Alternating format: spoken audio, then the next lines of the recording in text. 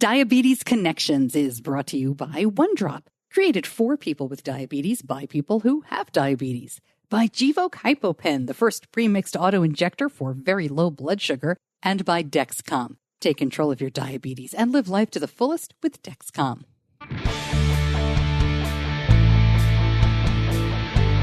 This is Diabetes Connections with Stacey Simms. This week, we're celebrating Veterans Day by sharing the story of Jason Cyr. He was diagnosed with type 1 while serving in the U.S. military, deployed in Africa in 2011.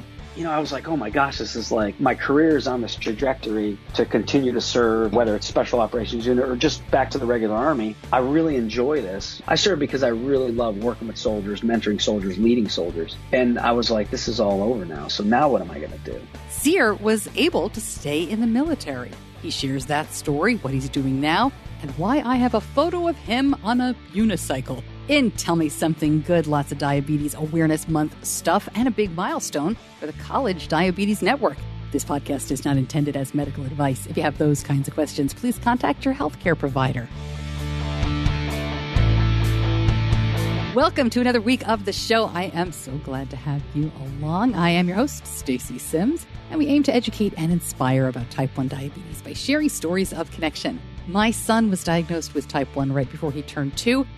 We are getting close to his 14-year diversary. My husband lives with type 2. I don't have diabetes, but I have a background in broadcasting and local radio and television news, and that is how you get the podcast. It is, of course, Diabetes Awareness Month, so there's lots of things you're seeing. If you follow me on social media, I'm posting, as I do every year, photos and stories of people in the Charlotte, North Carolina area where I live who live with diabetes. And I also... And this is the first time I'm doing this in Diabetes Awareness Month. I'm running a contest. I'm running 2 contests, and they have started as this episode first airs. If you're listening to it the week of Veterans Week of 2020, the contests are going. So I'm not going to spend too much time on them here because they are social media only. One of them is in the Facebook group, Diabetes Connections, the group. You have to be in the group to take part. And the other one is on my Instagram. And Instagram for me is only Stacey Simms. I do not have a separate one for the show. It's enough. So you get pictures of me walking my dog and pictures of my husband cooking and diabetes awareness stuff and podcast stuff all in one Instagram feed. I want to give a brief shout out and thank you to the companies that are helping out with the Instagram contest. This is a multi-company prize giveaway. We've got a lot of people taking part. It's possible that I may add to this list, and I will certainly revisit it. But big thank you to the folks at NRG Bites, Pump Peels, RX Sugar, Diabetes, and that's T-E-E-S, like a t-shirt, Diabetes, Wherever You Go, T1D 3D Gear, and GTHL Apparel. And to the World's Worst Diabetes Mom, the book, we're giving that away too. I will list all of those fabulous people with links to the companies in the show notes. Just go to diabetes-connections.com. But the best way to find out more about them is to head on over to Instagram and take part in that contest. Big thank you to everybody for taking part in that. Kind of a subdued Diabetes Awareness Month, I think, for many people with the election in the U.S. and just a lot of diabetes burnout out there. So I hope the contest is a bright spot. But I'm also doing a panel, and that is this Friday as you listen on November 13th. And that is with my friends at OneDrop. We've put together a great panel. We're going to be talking about community, how to get more involved, what we get from community, and some surprises there. And we are talking to people with type 1, type 2, and parents of children with type 1. And that's going to be a lot of fun. That is live on the Diabetes Connections Facebook page, and OneDrop will be amplifying it as well. And speaking of OneDrop, Diabetes Connections is brought to you by OneDrop. And I spoke to the people there, and I've always been really impressed at how much they get diabetes. It just makes sense. Their CEO, Jeff, was diagnosed with type 1 as an adult. OneDrop is for people with diabetes by people with diabetes. The people at OneDrop work relentlessly to remove all barriers between you and the care you need. Get 24/7 coaching support in your app and unlimited supplies delivered. No prescriptions or insurance required. Their beautiful, sleek meter fits in perfectly with the rest of your life. They'll also send you test strips with a strip plan that actually makes sense for how much you actually check. OneDrop, diabetes care delivered. Learn more, go to diabetes-connections.com and click on the OneDrop logo. My guest this week is a member of a very small club. Not only was Jason Cyr diagnosed with type 1 diabetes while he was in the military, he was allowed to stay in. Now, you may recall, I met Mark Thompson last year. I spoke to him last November. And until this interview, Mark was the only other veteran I've ever talked to personally who was able to stay in the military after a diagnosis. Mark's story is slightly different. His career path after is different as well. I will link up more about Mark in the show notes for this episode. You can go back and listen to the prior episode and learn more as well. And those show notes and the transcript, as always, at diabetes-connections.com. Now, the military policy in the U.S. is pretty straightforward for enlisting. You cannot enlist in the military with a chronic condition like type 1. But there is just a bit more wiggle room if you're diagnosed while you're already in. So Jason Cyr was diagnosed while deployed in Africa. And he thought, as you can understand, that his symptoms were, from the weather or the altitude or all of the extra activity he always does. Big runner and a big biker. He's going to tell that story and what he's been doing since he retired from the military in 2016. Jason, thank you so much for joining me. Your story is pretty remarkable. I'm excited to talk to you. Oh, well, thanks for having me, Stacey. I really appreciate it. I don't know if it's a remarkable story, but I appreciate you saying that. I'm flattered. You're the second person that I've interviewed or even have known with all the hundreds or maybe thousands of people that we've been lucky to meet in the diabetes community who has been able to stay in the military after a type 1 diabetes diagnosis. So I'd say that's pretty remarkable. And I'd love, let's just start right there. Can you tell me what happened? What was going on when you were diagnosed? This was, it was 2011. I was deployed to SOCC, the Special Operations Command, Horn of Africa, and I was working in Kenya for that organization, basically helping to do some work with the Kenyan military. And we kind of set up, we had set up an American-style ranger school there, and I was helping a lot of the officers and the enlisted folks just make that organization and that school run more smoothly. I am a ranger school graduate. My career started actually in the 75th Ranger Regiment, specifically in 3rd Ranger Battalion. Spent most of my time in C Company. But so I was there and we were doing some training, and because we were living in the Mount Kenya area of Kenya, it was that elevation, if I recall correctly, this is going back a few years now. I think it was about 11,000 feet we were living at. And so I was running every day. I was probably running 10 miles a day or something like that, just because I didn't have my bicycle there. And I was running with some Kenyans. And so I just kind of had some signs and symptoms, the polydipsia, polyuria, weight loss. And I just sort of chalked it up to, hey, I'm eating different foods and I'm living at times in an austere environment and running every day. And like I said, at elevation. So I just kind of dismiss those things. And I'm going to just jump in. Polydipsia, polyuria, really thirsty, really have to pee? Yeah, exactly. Okay. Just translate for me. And drink. Yeah, sure. And drinking like a gallon of water a day, Wow. I don't know. I bet you I was drinking a gallon of water a day, but I just sort of chalked it up to like, oh, it's fine. I'm a special forces guy. This is normal. We're supposed to be able to just sort of, I guess, suck it up. Anyway, I did have a medic with me on the deployment, a special forces medic at 18 Delta. And he multiple times said, hey, there's something wrong with you. You've got to go get checked out. So I think he had reached out to our battalion surgeon, and the surgeon had come down to actually go and climb Mount Kenya with me, like on a 4-day weekend we had off. And so anyway, we went climb the mountain. And after that, he said, hey, you got to go get looked at. So I had a meeting with, I think, the defense attaché at the embassy in Nairobi a few days later. And so I said, yeah, when I go down there, I've got to meet with him. I've got to brief him on some stuff that we're doing, and I'll go get checked. So I go down to the hospital after the briefing, and I present with like a blood sugar of like 840, I think, and a A1C of like 14. So at that point, obviously we knew something was wrong. Super fit guy, didn't think it was type 2, but I was thinking it can't be type 1. I'm 36 years old or whatever I was, 37 maybe at the time. Wow. That, of course, starts a cascade effect where they evac you back to, I think we were in Djibouti at that time, and then eventually on to Landstuhl, Germany, where, I got some more testing done, some more formal testing done, and they said, hey, you've got type 1 diabetes. So, after probably a 15-minute pity party, I just said, well, going to have to own this.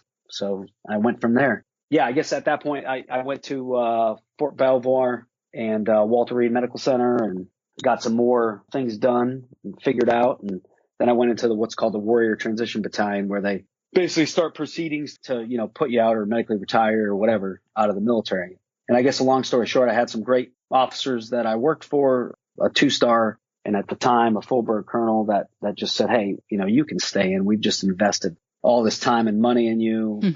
I was just about through grad school later on while I was there, and they just said, hey, we're going to retain you.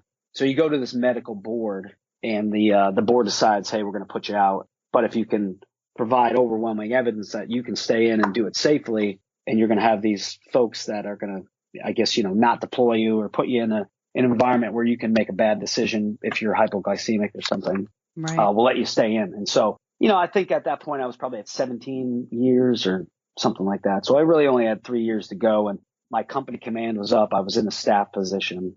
So there's probably little harm I could do if I had a low or something like that. And I think at that point I had displayed that I, had run a marathon. I was back to racing in the category 1 and, elite level. I was still doing some like UCI races. And I think I had displayed that I could own the disease as well as you can in that short amount of time. And the board made a decision to let me stay in till 20. I actually ended up doing, I think, 23 years altogether. So I ended up staying in probably 6 more years and then retired. All right. It's an incredible story. I have questions. You mentioned when you were diagnosed, you had a 15-minute pity party. And yeah. I'm just curious. Now, I'm assuming that's a little bit of an exaggeration. I'm not to take anything away. If it was 15 minutes and you moved on, that's fantastic. It's amazing. But what really went through your mind? Because you had been, as you said, 17, 18 years in. You didn't know yet that you were going to stay. You didn't know yet that you'd be able to continue with marathons and bike riding and doing everything that you did. Do you mind? And I hate to get so personal, but just from my own experience, I had a little bit more than a 15-minute pity party when my son was diagnosed. Sure. I'm curious, what really went through your mind at that moment? Oh, well, I think after 17 or 16, whatever it was, probably 17 years of service, you're kind of like, man, I've done all this stuff. I've served in all these great units. Why me? I've always been super fit. I think I just, I was like, oh my gosh, this is like my career is on this trajectory to continue to serve, and, whether it's special operations unit or just back to the regular army. I really enjoy this. I don't necessarily serve. I mean, obviously I serve because I love my country, but I serve because I really love working with soldiers, mentoring soldiers, leading soldiers. And I was like, this is all over now. So now what am I going to do? Because this has sort of been who I am and what I've done. In a nutshell, that is what it is. That said, I can't say that I wouldn't, if my son is diagnosed with type 1 diabetes, I'm going to have a longer than 15-minute pity party. For sure. I can empathize with you 100%. I think for me, it was just like, hey, let's just get on with it. Let's own this as much as we can. That may just be the perspective of a parent versus, absolutely. Right? Yeah. When it's ourselves, it's very different. It's just me. Yeah. But yeah, I can't even imagine. I mean, I think it's difficult day to day. And I'm one of these people who there couldn't be a better person to get it, in my own opinion, because I'm just one of those people who constantly looks at my Dexcom. I'm constantly, weighing what I should and shouldn't put in my body. How hard should I go? I'm constantly thinking about the dosages of insulin that I'm taking. So I don't think it would be, there's a better person to get it. But yeah, I mean, that's generally what went through my mind. When you went back, when you were cleared to go back and do what you were doing, I'm curious, what was your routine at the time? Because we're talking about, 7 or 8 years ago, you mentioned a Dexcom. Did you have that then? I think I read you were checking your blood sugar like 20 times a day at one point. Can you kind of take us through the routine of that initial first year back in the service?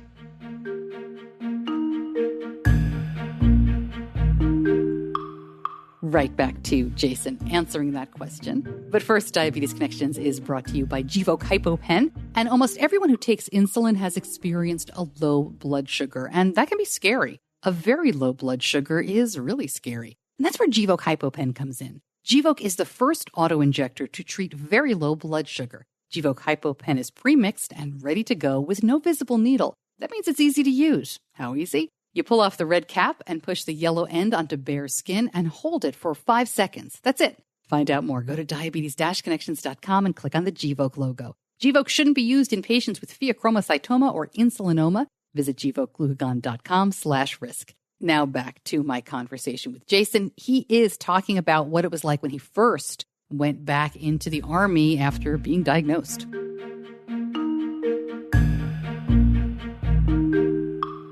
I didn't have a CGM immediately. And obviously they didn't put me on a pump either. So I was, manually doing this stuff. I was actually buying extra strips, because I was testing like 15 or 20 times a day. And so the prescription that I had wasn't lasting that, as long as it normally would. But part of the reason I was doing that is because I was also trying to figure out how to get back to racing at least the highest level I could do. And at the time I did have a USAC, or United States Cycling Association, or USA Cycling pro license. And so, as a pro, I was pretty mid-pack fodder, but definitely fast enough that I was, winning expert level races at nationals, or at least getting on the podium. So I wanted to at least see if I could get back to that.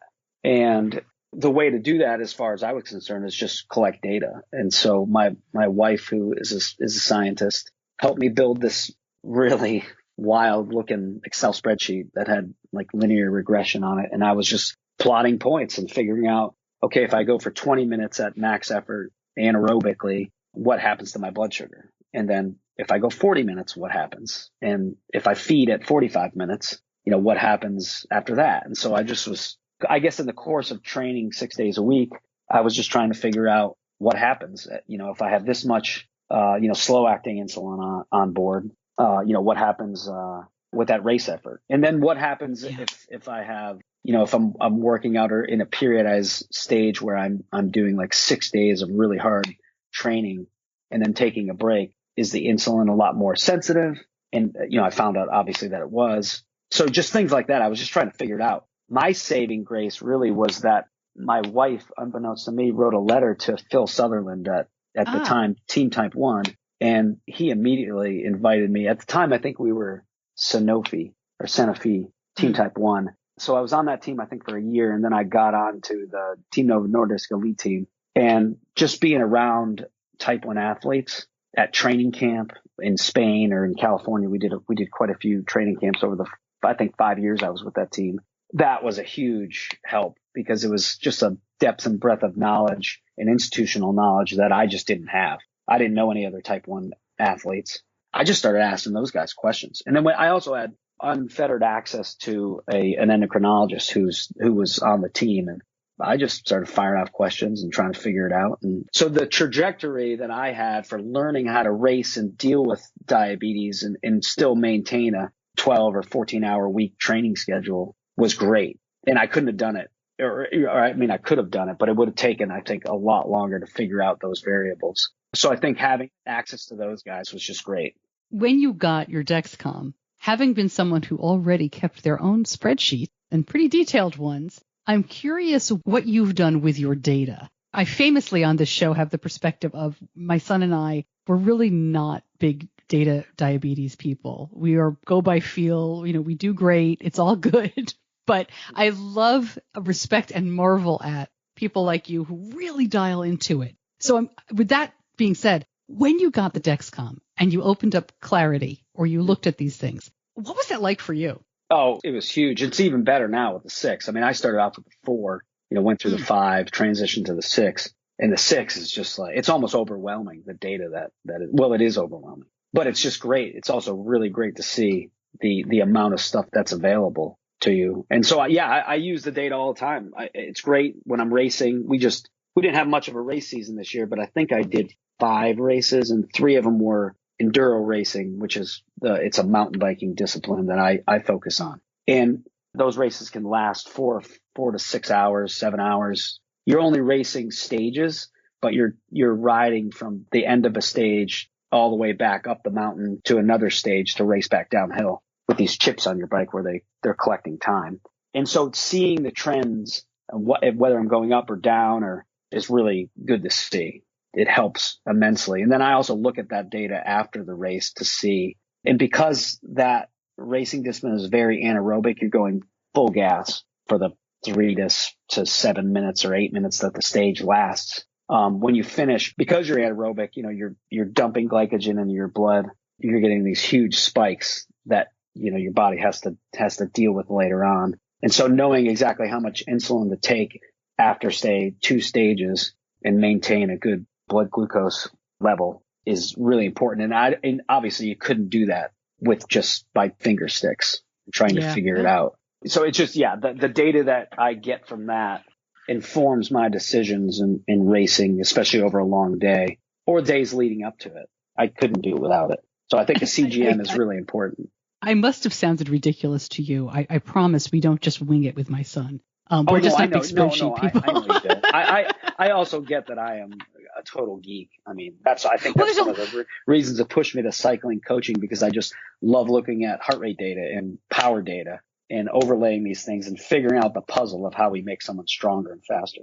Yeah. And I'll tell you what, my listeners are super data people, which I feel bad sometimes that I am their host, because people who listen to podcasts in general want more and more and more information. So sometimes I'm like, sorry, but we do the best we can.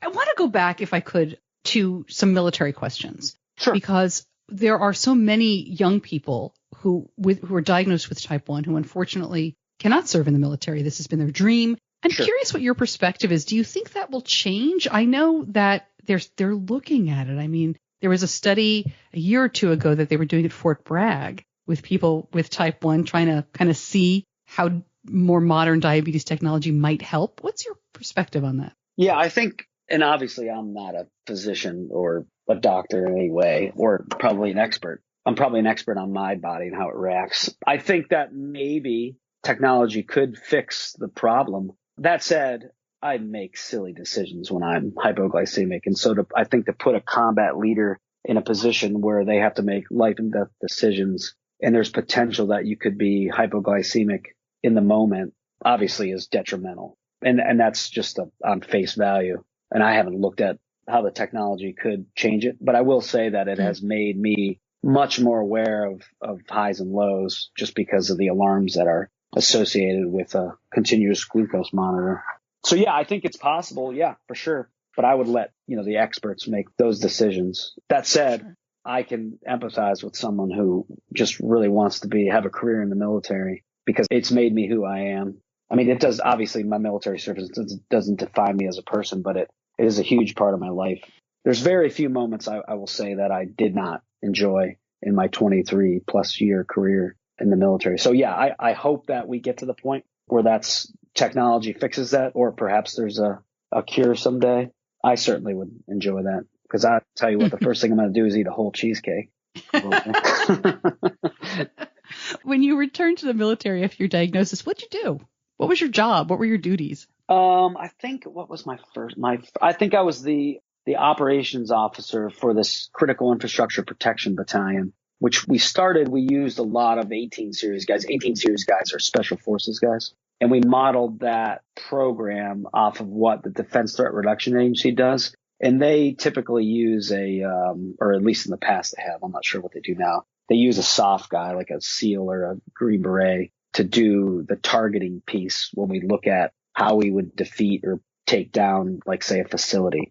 And so I think I was operations officer, and then I moved to the executive officer, the deputy commander of that critical infrastructure protection battalion. And I spent the rest of my career there basically because I was working for these two officers that wrote letters of recommendation to keep me in the military. And so I finished my career off there. And probably one of the reasons I did retire is I was never going to go and command a combat unit ever again. That was not going to happen. And, I wanted to obviously I joined the Ranger Regiment and then spent time as a special forces guy, starting as an 18 Charlie, which is a special forces engineer. I did those things because that's what I wanted to do. You mentioned that now you're coaching other cyclists. Yeah, correct. How is that going? And I'm struggling to think of how to ask this, because you started doing that during this pandemic. Yeah, I did. And I have to say it's been incredibly successful. The company is Cycle Strategies. We coach road cyclists, cyclocross, but we focus on, the mountain bike discipline. So enduro, downhill, cross country mountain biking. And I thought, hey, because we're in the middle of a pandemic, this will give me some time to get my feet on the ground, figure out the business aspects, figure out the books, figure out how we're going to deliver the coaching process.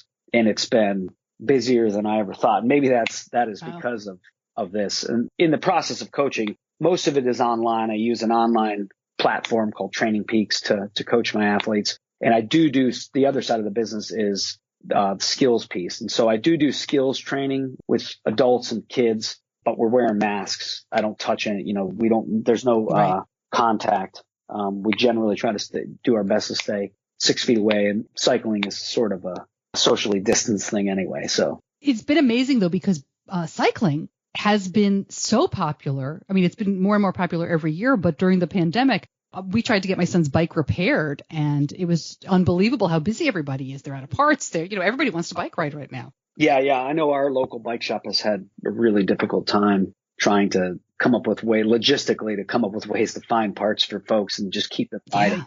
Yeah. So it's been great for the sport. I think it's helped me with a few clients that have just decided, hey, I'm going to take up cycling. I really enjoy this. Oh, I think I need a coach. And next thing you know, I'm getting an email. And it's been great. I love it. What is your advice for people with type 1 who are reluctant to get active? Because it is a lot of work. And frankly, even with all the technology, there is still some fear, right? It's hard to do a 2-hour bike ride without going low if you haven't done that already. Yeah, my recommendation is, well, first off, I just think living a healthy lifestyle helps you control your blood sugar much better. And isn't that the intent? Obviously, we don't have a pancreas that functions, at least that part of the pancreas doesn't function properly to provide insulin and the glucose back in the cells. And so exercising helps you attrit some of that out of your system. It helps to put it back in. It makes you more responsive to insulin. And again, full disclosure here, I'm not a physician at all.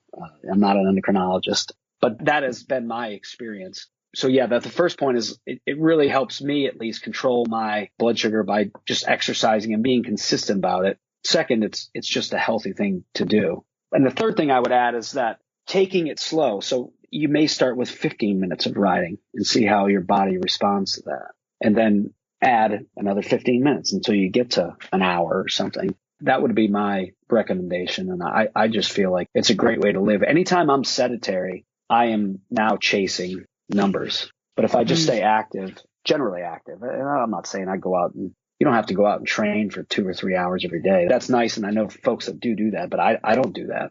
I may go for a couple-hour ride 2-3 times a week. And otherwise, I'm just doing an hour and maybe a little bit of weightlifting or something nowadays in the garage. What do you still like after all this time about riding your bike, about cycling? Oh, yeah, that's a great question. I don't know. I'm sure my wife would have she would say I'm obsessed. I don't know. I like all things two wheels. We have dirt bikes. We've got cyclocross bikes. I even got a unicycle this year as a way to figure out how to work on some balance. I don't know. I think for me, cycling creates an experience where I can think about the day. I can decompress. I've always used cycling when I was in the military, especially in command, to decompress. So I would come home, I get on my bike for an hour, and I go just smash out some laps and really get my heart rate up high a few times, do some intervals. And I would be completely decompressed to come home and have dinner with the family and be a good husband and a good father. So for me, I think it's just a bit of an escape. Perhaps it's the endorphins that are released in the process of executing some physical activity. I'm not sure, but I do know that I do a lot of thinking while I'm riding. How's the unicycling going? Good. It took me a solid hour of falling before I figured it out. I put knee pads on and shin pads. It was pretty funny. The helmet, everything. And I just went out there and I just started getting after it. But now I can ride all the way around town on it. Wow. I'm sure my neighbors laugh about that. I was going to say, does anybody stop you or take pictures? Yeah. Well, interesting enough, my neighbor lives right across the street. He's a really cool guy, and he's probably in his maybe mid-50s or something like that. He says, "Oh, Jason, let me try that thing." And I said, "Jody, be careful, this thing, you'll get hurt." And he jumped right on it and rode it right down the road. And I said, "Oh, look at that, that's awesome." And he knew, he had spent his youth riding in them, but I didn't know that, so I thought it was great. I was amazed. I was like, "Man, that's awesome." That's funny. Yeah, unicycling isn't the kind of thing that you just jump on and go. That's somebody who had a little bit of experience. No, and I've got a few kids that I coach, and they all ride unicycles. So I said, well, hey, if they're going to do it, I've got to figure this out. So every time in between, like after races or before races, they're just riding around on their unicycles. And I have to say, one, it really engages your core. I thought that was really cool. And then the second piece that you get out of that is this great building of motor skills and motor schemata or proprioception that you're kind of building. And so the balance that comes from that is great for cycling, especially the off-road disciplines. So listen, I went all over the place. Was there anything you wanted to talk about that I didn't mention? No, but I would add that, thank you so much for letting me, I guess share my story. I don't think it's remarkable. I'm flattered that you think it is. The last thing I would add is that service in the military and service to your country is, one, it is just a great privilege to lead and serve. Well, serve, but to lead and be given the great responsibility to lead men and women, I think it's a privilege, really. And I wouldn't have done anything else had I had an opportunity. I've really enjoyed my service to the military and just serving with all those people. Obviously there's ups and downs. I've lost friends along the way, in Afghanistan and deployments and just other places, training accidents, those kinds of things. But it has just been a great opportunity and I enjoyed every bit of it. Well, we can't say thank you enough for your service and how much we appreciate everything that you have done. And thank you so much for coming on and sharing your story. And if you don't mind me asking, I would love to have a unicycle picture. Oh, sure. So next time you're on that. Absolutely. I've got your number. I'll text you one. That'd be great. Thanks so much for joining me. Thank you, Stacey. Thanks very much.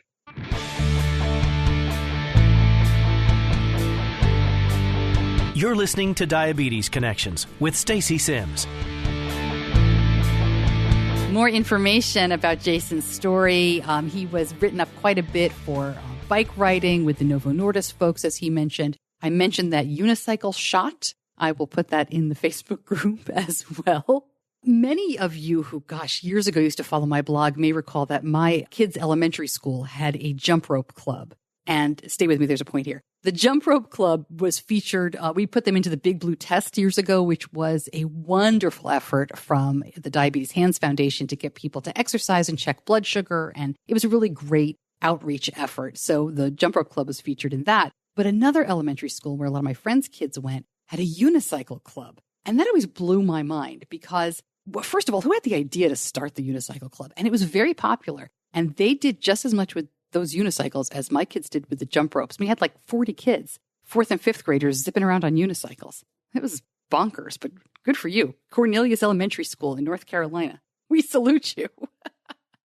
Tell me something good coming up in just a moment. But first, Diabetes Connections is brought to you by Dexcom. And we started with Dexcom back in the olden days before Share. Yeah, there were 2 years almost. I think we used it before Share. Trust me when I say using Share and Follow apps has made a big difference. Benny and I now set parameters about when I'm going to call him or text him, how long to wait, that kind of stuff. But it really helps us talk and worry about diabetes less. If he's away on a trip or at a sleepover, it gives me peace of mind. It also helps, I love this, if I need to troubleshoot with him, because we can see what's been happening over the last 24 hours and not just at one moment. The alerts and alarms that we set also help us from keeping the highs from getting too high and help us jump on lows before they're a big issue. Internet connectivity is required to access the separate Dexcom Follow app. To learn more, go to diabetes-connections.com and click on the Dexcom logo.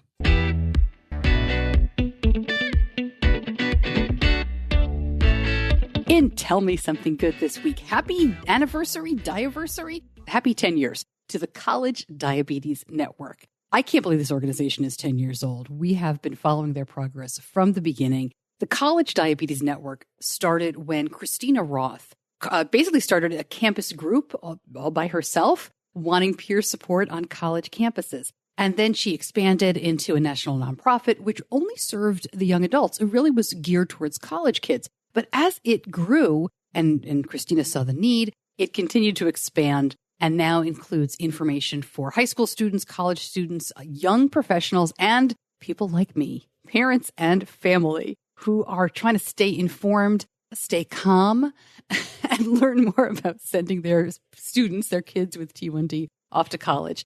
So congratulations to the College Diabetes Network with more than 224 chapters now on campuses across the country. They are just doing an incredible job. They have a bunch of celebrations going on this month. And Benny he's a sophomore in high school. I'm trying not to get too far ahead of myself. I have learned with all these years with type 1, in my family, that while it's good to be prepared and think what's coming, you really don't know what each stage is going to bring with your child because every kid is different. So I've stayed away from college type 1 stuff as much as I can until we get just a little bit closer.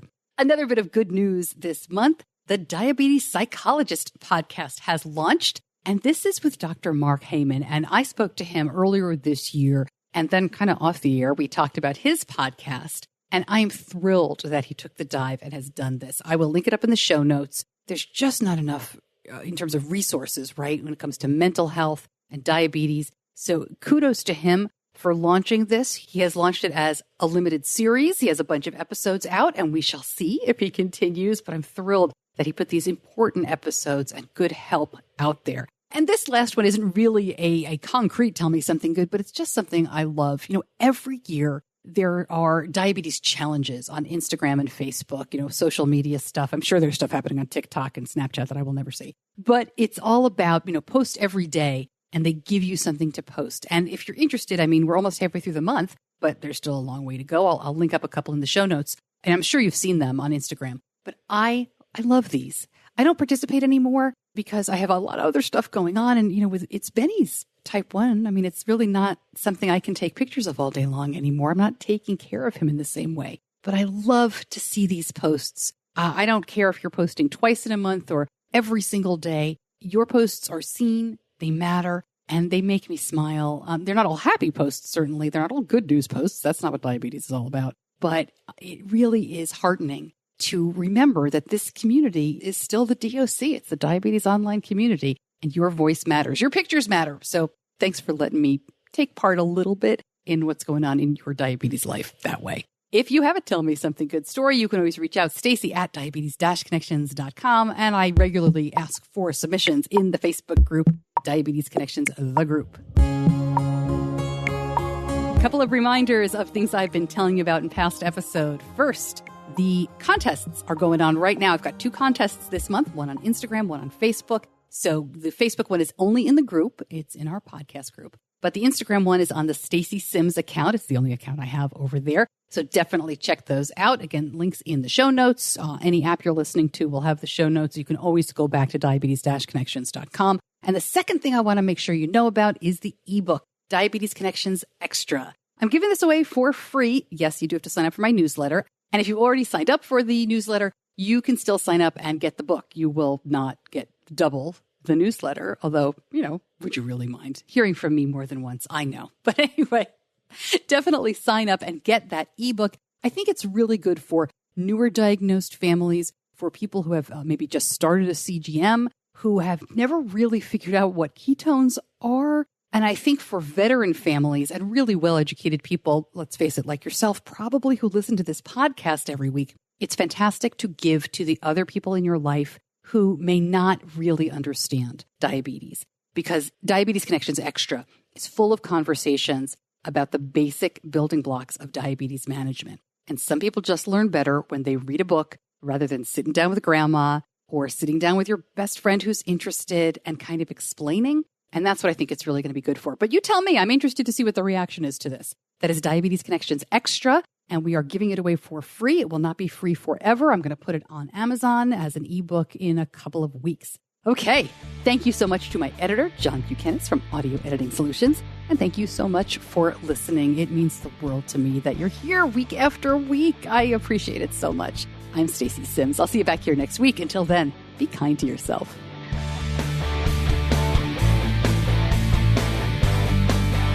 Diabetes Connections is a production of Stacey Simms Media.